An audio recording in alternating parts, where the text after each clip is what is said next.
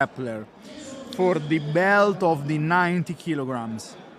At the corner of Nicolò Solli, we have Walter Cogliandro, Daniele Scatizzi, and of course John Kavanagh, as always. Sorry about that there, Roberto, for cutting you off.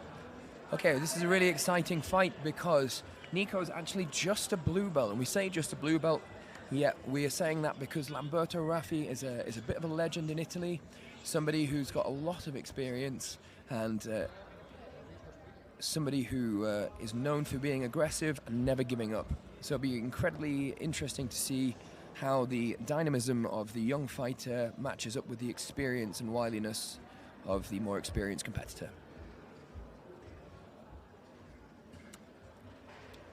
Just a little tie-up at the moment, and maybe a chance to say that we just had a little break and I got to smash a South Tyrolean Wiener Schnitzel, which was one of the absolute highlights of my day other than these matches. Filled with South Tyrolean chicken power, we're going to be taking you through these matches for the rest of the evening. Would you approve Roberto's a nutritionist? I'm not sure if it's... Kind of, because I can say nothing, because I had a schnitzel so with French fries, so not in the best position to comment. But, as we can see, the first use of a defense in a standing fight. Nico has got to be more experienced in this position. You see fantastic head position, high and correct whizzer by Lamberto Raffi, and Nico is looking to get behind him to be able to set up the suplex, but he needs to be careful of being judo thrown here. Lamberto, no slouch in the judo department. I'd like to see Nico split the legs, and there it is. Splits the legs, and the balance.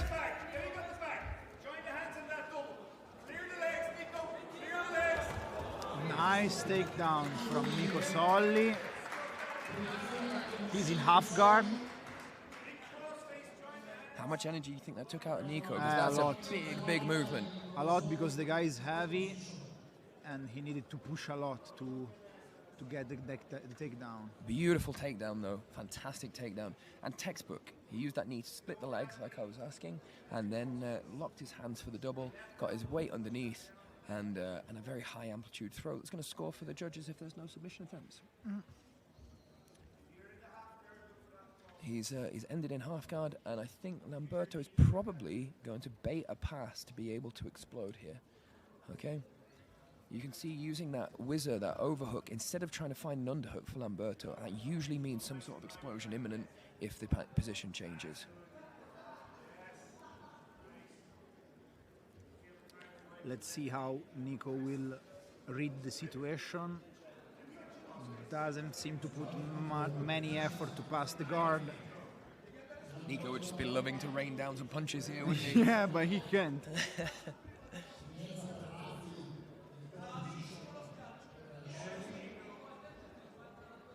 I believe there's a battle going on for the right knee and the right hand, and you can see Lamberto entering a butterfly hook in there from bottom half guard, and that's going to allow him to elevate and maybe clear a little bit of space to go to work. Nico doing a great job of staying strong with his head position and his underhook, meaning there's going to be a lot of effort.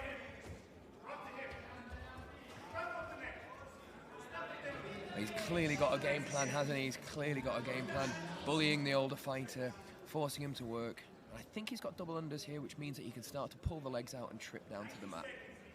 He should be looking to throw his left leg around Lamberti's right leg, and then perhaps turn him towards his head so that he ends up with the underhook on the right-hand side. A bit of a different position now, though. Lamberto using the knee to create a frame in between the two and to take away a little bit of space. Any commentary on Nico's mindset? Nico's mindset usually is very strong. He believes a lot in himself and in his capacities. So, for sure, Nico thinks he's gonna win this match, for sure. Well, so he's landed in the opposite side half guard from last time with another high amplitude takedown. Lamberto Raffi, hand on the hip, waiting for an opportunity here, but Nico really giving very little. And I think, yeah, there's that butterfly hook back, and the position starts to move on.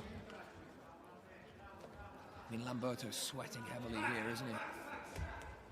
Back to the fence. That's probably what's about to happen. Big deep breath. And this is just round one, guys. It's just out round one. Out of two. And we have a lot of different of age here. So Lamberto is quite older than Nico, which is only 25.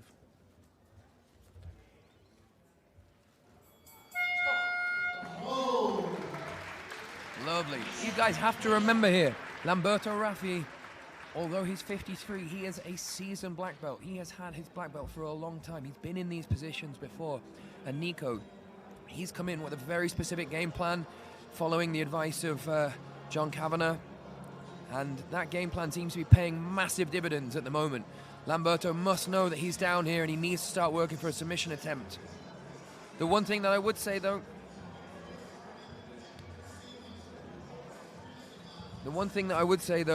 is there are no submission attempts on the board. There are no submission attempts on the board. So anything at all could take this match at any moment. Yeah. So let's see what this second round will bring us. If you were in the corner of Lamberto, what would you say?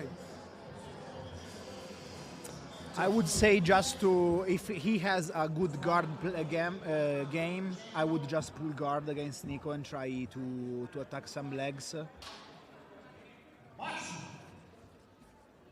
Because as we've seen, Nico wants to be aggressive, and maybe pulling guard gives him the chance to grab one leg and try to leg lock. So Lamberto's staying in the center this time. He's not allowing himself to be pushed to the fence. I really think Lamberto wants to see himself on top, and that's an incredibly intelligent decision. Nico has walked himself back to the fence because he knows that any circling off like this means that he'll be able to push him back to the fence himself. Really interesting stylistic matchup. Big thank you to Alessandro Federico for this Lutador de Elite 10 and the matchups that he's put in front of us. Not every grappling show would take the risk to match up guys like this for our entertainment. And I'm really glad he has, because it's given us something different to watch tonight. Yeah. Even the rule set is quite different than the usual tournament, so it gives more space to the entertainment. Fair play, Lamberto. 52, tangling with a 25-year-old experienced Bellator MMA fighter, and he is all game. He's still driving forward after 5 hard minutes and being slammed. What a competitor.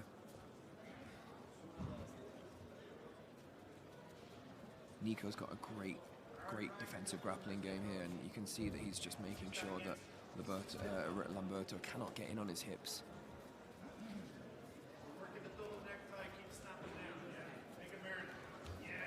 You can hear John asking him to work that neck, something that has often taken a bit of a paggering over their lifetimes is the necks of grapplers. And just in general, you know, hanging on that neck is something that's going to absolutely exhaust you at this altitude, this heat, this pressure, this event, the people. You think of the pressure as well of having to compete against, you know, just a blue belt. Yeah. You know? Well, you know that the level of a blue belt in MMA is completely different than a blue belt in that just does jiu-jitsu. One thing is interesting is do the judges take into account the age difference? Because I remember hearing at the rules meeting that there could be a consideration for that in the end if the match is very, very close. But I think somebody's got to take control of this match. Yeah, and no one of the two athletes is it's taking heavy risks. Yeah, 3 minutes. Nico knows he's up the first round. Lamberto can't afford to engage in the cage wrestling. Like, he's seen he's lost that already twice. So, yeah, Nico's just doing that work. He doesn't want to take the risk of putting his head underneath such an experienced black belt.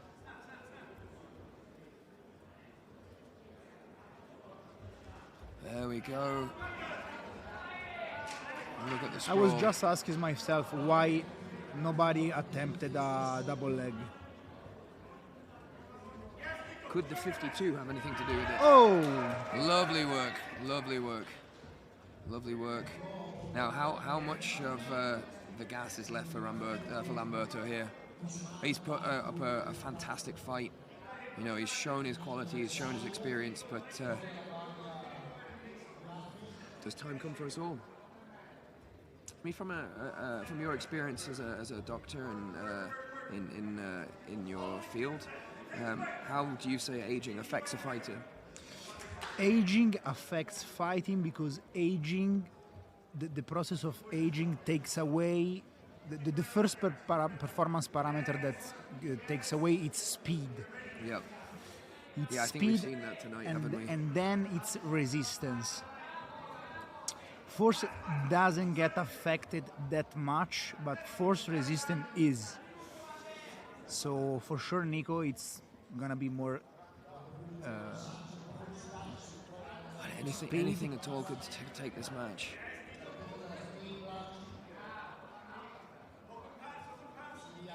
I mean, you'd just be saying jump on a leg lock here, wouldn't you? Yeah. Yeah, just to score an attempt. Look at Lamberto, how's breathing heavily after this scramble with Nico. I mean, fair play, Lamberto. What a competitor. I've heard that there's no quit in Lamberto, and he's shown that tonight. Look, wrapping up a neck, going for something. Just to put a stamp on the scorecards. Yeah. Nicolò Solli take a bow. And he helps his opponent up. Good show of respect. Great match, great match, great match. I've got to say, I'm really impressed by Lamberto here. Yeah. Not just in the performance, but in the mindset and in the willingness to take a match like this. You know, he's got nothing really to gain from this except, you know, the prestige and the belt, but he has everything to lose, and yet he's still willing to come out here, put on a fantastic show, give it everything, and you can see that he's given it everything. Yeah. How can you ask any more? Yeah, exactly. Fantastic work, Nico. He did exactly what he had to do. A lot of respect for Lamberto. Yeah. He took those slams like a champ as well. Yeah. What a great match. What a great match. First win for the SBG athlete here in Lutador. Oh! And Nico receives his purple belt. He gets crowned purple belt. Wow! Just a blue belt, I was saying on commentary as well. And we know that's not true. What a lovely scene. And really, well done, Lamberto Raffi.